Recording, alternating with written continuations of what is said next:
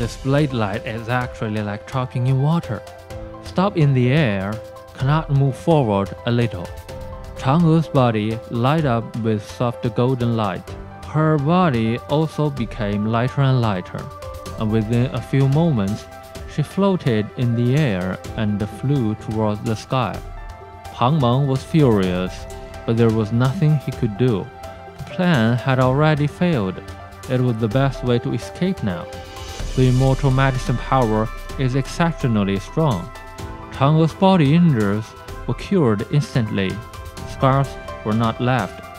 But the upward floating force is difficult to control. Unable to descend, her heart misses her husband, so she has to try her best to fly towards the moon, which is closest to the ground. When Hou Yi arrived home, saw such a mess.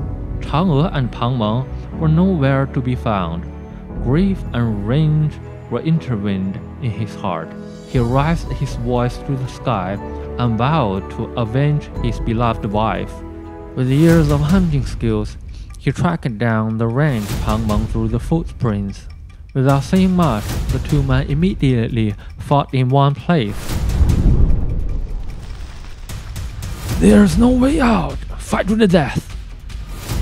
Pang Meng pretended to run away, turned over with all his strength and slashed at Hou Yi. Hou Yi does not panic. Both feet gently point. The body floated backward. At the same time, 3 arrows were nailed to Pang Meng's forehead, heart, and wrist at the same time, like arrows could find its own way. Pang Meng was shot instantly and fell to the ground without sound.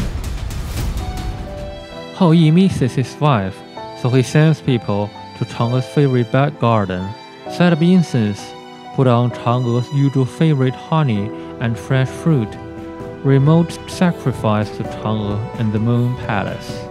When the people heard the news that Chang'e had become immortal, they set up incense under the moon and prayed to the kind Chang'e for good luck and peace.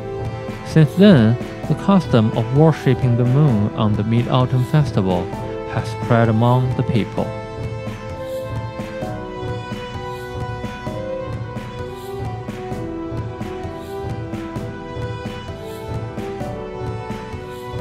The Tiangong Space Station is a nickname for China's space station. In Chinese mythology, the ancient Chinese divided the sky into 33 layers. And beyond the 33 layers of sky, there is a heavenly palace where the Chinese gods live.